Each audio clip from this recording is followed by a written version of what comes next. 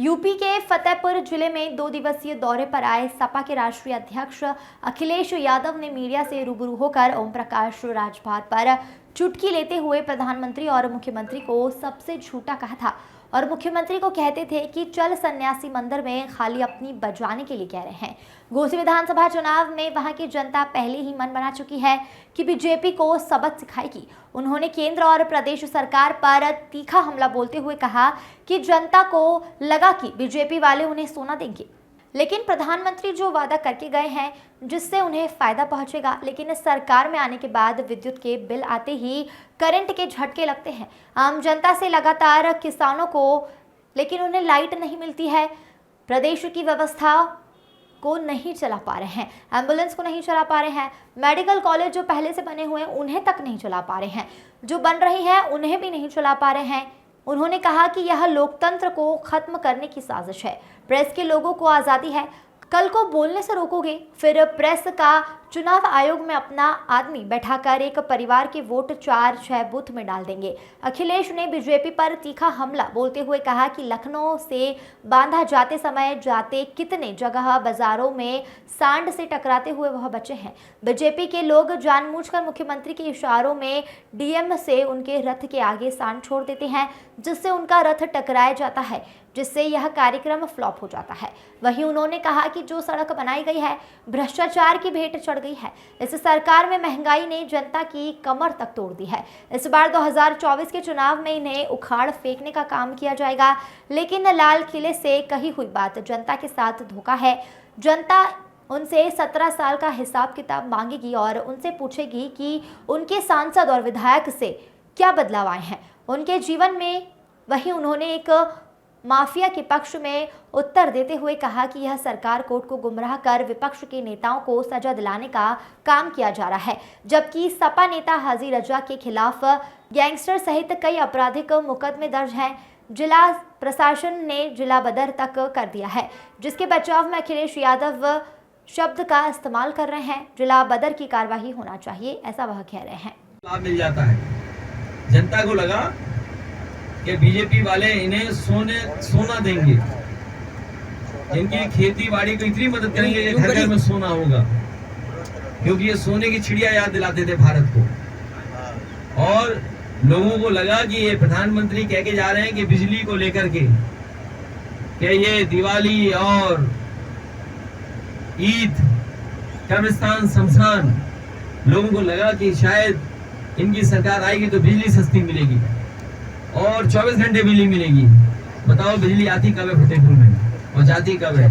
तो जब बिल आता होगा तो आपको अपने आप करंट लग जाता होगा। मीटर लगा दिए और किसान को करंट लग रहा है, बिल आता है। इसलिए हमारी कोशिश होगी कि जनता को समझाएं, इसीलिए शिविर लग रहे हैं कि जनता जाने कि एम्बुलेंस की सुविधा समाजवादियों की थी।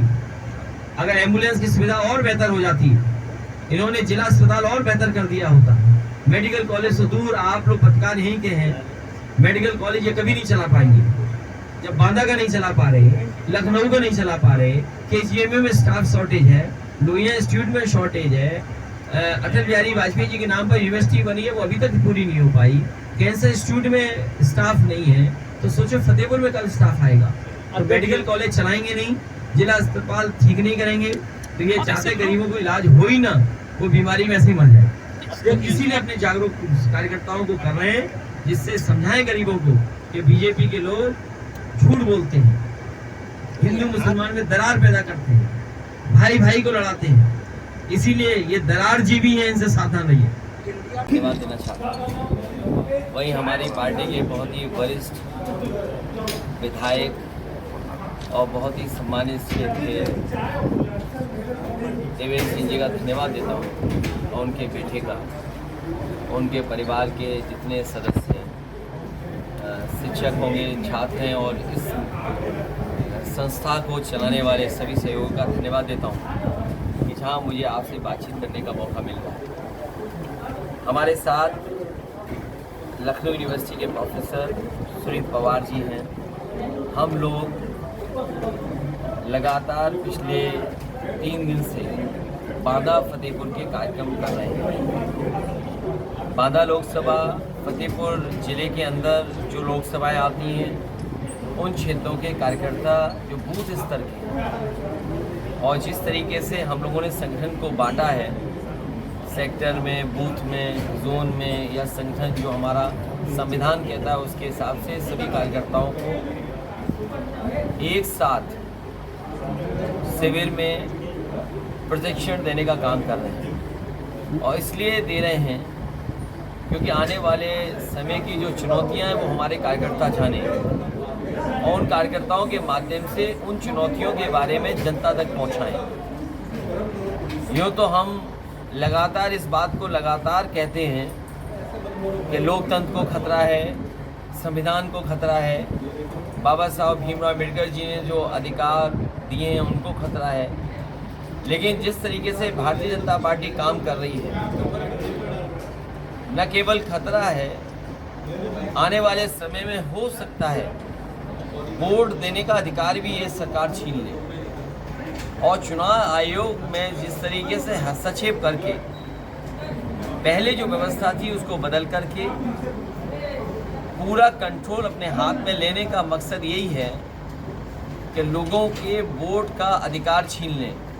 कल मान लीजिए इलेक्शन कमीशन के माध्यम से एक ही परिवार के लोगों को कई बूथों पर उनको भेज दिया वोट डालने के लिए, तो हो सकता है उस परिवार के लोग वोट नहीं डालेंगे। ये स्ट्रेटजी हो सकती है उनकी चुनाव जीतने की, क्योंकि एक बार समाजवादी पार्टी ने और आरोप लगाया था कि पिछला 2022 का चुनाव जीतने के लिए इन्होंने वोट कटवाए अधिकारियों के माध्यम से। जब इलेक्शन कमीशन ने नोटिस दिया था तो उस समय 18,000 वोट विद एफिडेविट जिन लोगों ने 19 में वोट डाले थे, 22 में उनका वोट कट गया था वोटर लिस्ट से, वो हम लोगों ने इलेक्शन कमीशन को दिया था।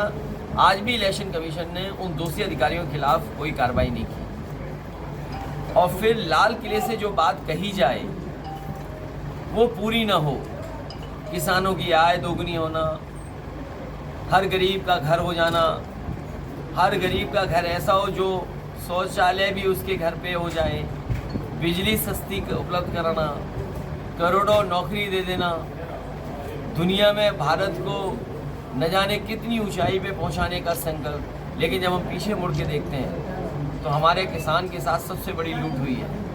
किसी भी फसल की सरकार कीमत नहीं दे पा रही है और न कहीं इंतज़ाम किया है। एक भी किसान बता नहीं सकता कि उसकी आय दोगुनी हो गई हो। और साथ ही साथ स्वास्थ्य सेवाएं ठप हैं। ये एम्स जो बना दिखाई दे रहा है आपको, मैंने कई बार कहा ये लालगंज में ही बनता, ये हमारे विधायक जी जानते हैं। हमारी इनकी बातचीत हुई, ज़मीन तय हुई और यहाँ से एम्स रायबरेली ले गए। लेकिन रायबरेली के एम्स के लिए भी समाजवादी सरकार में ज़मीन दी गई। ज़मीन अगर नहीं दी जाती तो रायबरेली को एम्स नहीं मिलता। एम्स जो बना है वो समाजवादियों की देन है और भी तमाम प्रोजेक्ट हैं जिसमें समाजवादियों की देन है, जिसकी वजह से आप देख रहे हो जो प्लांट यहाँ लगे हुए हैं बड़े बड़े। रेल कोच भी नेताजी ने रेल कोच भी दिया। ज़मीन जो दिलाई बिना ज़मीन के कैसे संभव होता। और वही एम्स भी चीनी मिल की ज़मीन भारत सरकार को दे करके आपके एम्स को दे दिया। लेकिन एम्स को बजट क्या दिया बीजेपी ने, या एक भी जिला अस्पताल बनाया हो जहां गरीबों का इलाज हो जाए। तो ये सब चीज़ें व्यवस्था ख़राब कर दी हैं। एम्बुलेंस ख़राब कर दी, पुलिस की 100 सेवा ख़राब कर दी, सड़कों पे न जाने कहाँ से नए ट्रैफिक के ऑफिसर्स आ गए हैं, वही ट्रैफिक दे रहे हैं। दिन में कम दिखाई दे रहे हैं वो, लेकिन रात में ज़्यादा दिखाई दे रहे हैं। और अभी तो सुनने में आया है एक मंत्री को घेर लिया। सोचो सरकार के लोगों को सांड घेरने लगे। सोचिए सरकार कहाँ क्या काम कर रही है। इसलिए ये सरकार जाना तय है। इंडिया और पीडीए मिलकर के एनडीए को बाहर कर दिया। ये 2024 लोकसभा चुनाव में क्या प्रत्याशी उतारेगी समाजवादी पार्टी? देखिए ये हम लोग आने वाले समय में रणनीति तय करेंगे। मैं जानता हूँ कि अगर कोई बात ऐसी कह देंगे तो उसके लिए आपकी खबर दिल्ली से लेकर के जाने कहाँ पहुँच जाएगी भैया। 2024 लेकिन इंडिया गठबंधन का प्रत्याशी यहाँ लड़ेगा। 2024 का चुनाव जो है भैया, आप आएंगे उत्तर प्रदेश में, खास करके रायबरेली की मैं बात करूंगा, आपको 5 में से 4 सीटें दिया था समाजवादी पार्टी को रायबरेली ने, जिसमें माननीय विधायक जी भी शामिल हैं। तो क्या समाजवादी पार्टी आने वाले जब कल में सरकार बनाएगी तो रायबरेली के लिए कोई विशेष पैकेज देगी अलग से? रायबरेली क्योंकि पहले से ही वीआईपी है, फिर एक और वी लग गया उसमें, वीवीआईपी हो गया। हमारी सरकार बना दो, हम ट्रिपल वीआईपी कर देंगे। उत्तर प्रदेश के मुख्यमंत्री ने भाई पहले वीआईपी था, फिर वीवीआईपी हो गया। हमारी सरकार बना दो, हम ट्रिपल वीआईपी बना देंगे। मुख्यमंत्री जी 1 करोड़ रोजगार प्रतिवर्ष देने की अरे उनकी बात मत माना करो, बहुत झूठ बोलते हैं। देखो ऐसा है, अब आप उनकी बातें मत मानो, और मैं आपसे भी अपील करता हूँ कि जनता को आप भी समझाइए कि जो भगवान की कसम खा के झूठ बोलते हैं, माँ गंगा मैया की कसम खा के झूठ बोला जाए। अभी मैं आ रहा था, हालांकि वो तो हर वर्ष होता है, वो दुकानें डूब जाना, क्योंकि वो बांस और टेम्परेरी लगाते हैं बाज़ार, और मेला और मंदिर का जब आयोजन होता है उस हिसाब से लगता है बाज़ार। लेकिन क्या गंगा साफ हो गई? माँ गंगा साफ हो गई? आप उसको सोचो। तो ये लोग भगवान का नाम लेके झूठ बोलते हैं। भैया तो इस बात का 2024 का चुनाव जो है, जो आप लोग इंडिया से लड़ रहे हैं, एनडीए के खिलाफ, किन मुद्दों पर जाएंगे आप जनता के बीच में, जिससे जनता आपके साथ? अभी भी किसान को और किसान के घर में वो खुशहाली नहीं पहुंची जो पहुंच जानी चाहिए। गन्ना के किसानों का बकाया है, गेहूं की खरीद नहीं हो पाई, मक्का में कोई कीमत नहीं मिली, आने वाली फसल जो धान की उसकी कोई तैयारी नहीं है। तो ये तमाम चीज़ें उन्हीं के परिवार का बेटा घर बैठा है, नौकरी नहीं, रोजगार नहीं, उसकी खुशहाली के लिए इन्होंने रास्ते नहीं खोले। और बिजली का बिल कितना आ रहा है? जो गरीबों को रिफाइंड तेल दिया गया था वो मिलावट वाला था, 2-2, 3-3 तेल मिला दिए थे। 100 रुपए के अनाज में वोट मांग रहे हैं। हमारे किसान को गुमराह कर रहे हैं सम्मान राशि। ये सम्मान राशि इसलिए दी जा रही है जिससे किसान को खुशहाली ना आए। अगर इन्हें खुशहाली लानी है तो उसकी पैदावार की सही कीमत दे दें। आय दोगुनी हो तो पैदावार की कीमत देंगे लोग, तो ये कीमत दे नहीं रहे उनकी। बिजली का बिल दे रहे हैं, मीटर लगा दिए, हर घर में हर किसान को हज़ारों का बिल देना पड़ रहा है। तो ये खुशहाली के रास्ते पे नहीं ले जा रहे हैं। समाजवादी पार्टी, इंडिया गठबंधन, पीडीए को साथ लेकर के खुशहाली का रास्ते पर ले जाने का, अगर आपके केंद्र में रखेंगे उनके नलकूप का बिल देना पड़ रहा है। तो ये खुशहाली के रास्ते पे नहीं ले जा रहे हैं। समाजवादी पार्टी, इंडिया गठबंधन, पीडीए को साथ लेकर के खुशहाली का रास्ते पर ले जाने का, अगर आपके केंद्र में रखेंगे उनके नलकूप का बिल फ्री होगा आपकी सरकार। देखिए न केवल नलकूप, मैं समझता हूँ किसानों को विशेष सुविधाएं हमेशा मिलनी चाहिए। समाजवादी पार्टी थी तो फ्री सिंचाई कर दी थी, मंडी में खरीद शुरू कर दी थी। ये एम्बुलेंस भी जो है ये किसानों के लिए, ये जो 100-112 हो गई, ये भी गरीबों किसानों के लिए है। हमें बिजली में सुविधा देनी पड़े या अन्य सुविधा देना पड़े, समाजवादियों को जब भी मौका मिलेगा हम किसानों को विशेष सुविधाएं देंगे।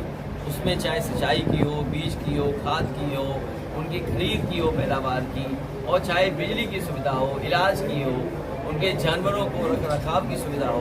तो ग्रामीण अर्थव्यवस्था और खेती बाड़ी, एग्रीकल्चर सेक्टर को पूरे बड़े पैमाने पर देख करके ही कुछ कार्यक्रम बनाए जाएंगे। आपने बुंदेलखंड हाईवे पर बात कही थी, और रायबरेली में 2018 में प्रधानमंत्री ने उद्घाटन किया था बांदा बहराइच हाईवे, 600 करोड़ रुपये उसमें खर्चा है, और 2 महीने बाद ब्रिज टूट गया हाईवे, आज तक नहीं बना है 5 साल। एक बड़ा सवाल है भैया ये, टोल लिया जा रहा है। देखिए इनकी गुणवत्ता, चाहे वो बहराइच से बांदा वाला हाईवे हो जो इन्होंने पूर्व में बनवाया, उसकी गुणवत्ता कई बार हम लोगों ने भी उस पर पार्टी के पेज से भी टिप्पणी की। ये कैसा पुल बना जो तुरंत ध्वस्त हो गया। ये तो भ्रष्टाचार की एक नई किताब लिख रहे हैं। अगर बीजेपी का भ्रष्टाचार देखो तो एक डिक्शनरी लिख सकते हो। इन्होंने नए नए तरीके ईजाद किए कि कैसे भ्रष्टाचार हो सके। उसी का एक ये उदाहरण है आपका बांदा से बहराइच हाईवे। बुंदेलखंड हाईवे पे अगर आप चलो तो जो कभी बचपन में आपने राइड ली होगी, यूँ जाके यूँ, वो वाली राइड मिल जाएगी आपको। क्या उम्मीद करोगे इससे? भैया अगर इंडिया गठबंधन की सरकार 2024 में आती है तो क्या हम पत्रकारों के लिए भी आप कोई विशेष पैकेज देंगे? तुम्हारी सबसे पहले इंश्योरेंस कर देंगे, जिससे उससे आपका स्वास्थ्य बेहतर रहेगा। और कुछ पैकेज आप ही बताना कि हम कैसा पैकेज दे दें, क्योंकि भाई पैकेज से ही ज़माना चल रहा है, पैकेज से ही ज़माना चल रहा हाँ, है। पाँच तो भाई चल आप ही रहा लोग है। बताना ये पैकेज दे दो, हम लोग दे देंगे। इसके बाद आप और हमारी मित्रता हमेशा के लिए तो रहेगी। भैया जो हाईवे पे जो घटिया कार्य हो रहे हैं इनको लेकर, जो हाईवे पे घटिया कार्य किए गए हैं इन सब को लेकर के क्या पार्टी के प्रदर्शन करेगी? मैं प्रदर्शन मत कराइए, सरकार को हटाइए। ये सरकार सुनने वाली नहीं है, झूठ बोल देगी फिर कि हमने तो हाईवे अच्छा बनाया है। ये बीएड पीटीसी वाले जो बेरोजगार घूम रहे हैं, क्या आप सरकार आएगी तो उनको नौकरियां देंगे? देखिए, बीएड, पीटीसी, शिक्षा में टीईटी पास या अन्य नौकरियां जो शिक्षक विभाग की हैं, अब आप सोचिए शिक्षा विभाग को ये प्राइवेटाइज करने जा रहे हैं। स्वास्थ्य शिक्षा, चिकित्सा शिक्षा, उसको प्राइवेटाइज करने जा रहे हैं। ये हमारी जो पराग है उसको प्राइवेटाइज करने जा रहे हैं। तो ये जो प्राइवेटाइज का मन है इनका, तो कभी भी बीएड, टीटी पास या शिक्षा मित्र और बीटीसी वालों को नौकरी नहीं देना चाहते। आप बताओ, शिक्षा मित्र बेचारे भटक रहे हैं, नहीं भटक रहे आप? आपने 40,000 वाले भटक दिया, रहे हैं, 10,000 में आ आपके गए। बीटीसी वाले भटक रहे हैं, बीएड वाले भटक रहे हैं। टीटी तो ये 2011 पूरा एजुकेशन सिस्टम इन्होंने बर्बाद कर दिया। और प्राइमरी स्कूल आप कभी भी देखा ना, जो समाज के सबसे गरीब परिवार के बच्चे वही पढ़ रहे हैं सरकारी स्कूल में, और व्यवस्था खराब कर दी साहब। प्रधानों से कहा रंग पोत दो, प्रधानों ने रंग पोत दिया। अरे रंगने पुतने से कौन सी अच्छी एजुकेशन हो जाएगी? अरे आपने भैया 40,000 दे दिया था। और आरपीसी का बदलाव हो रहा है, इसको आप किस तरह देखते हैं? ये पहले नाम बदल रहे थे, नाम, और इनका जनता को गुमराह करने के लिए नए नए कार्यक्रम बनाते हैं ये लोग। जमीन पर कुछ नहीं है, आय दोगुनी वो नहीं चाहते, नौकरी रोजगार मिले उसकी नहीं, आईपीसी और सीआरपीसी पे बात करेंगे। और इसीलिए मैं आपसे कह रहा हूँ, चुनाव आयोग को ऐसा बना दे रहे हैं जैसे आपके परिवार के वोट होंगे, आपके परिवार के और सदस्य हैं, तो हर एक को 4 बूथ पे लगा देंगे, जाओ, तो आधे तो वोट ही डालने नहीं जाएंगे।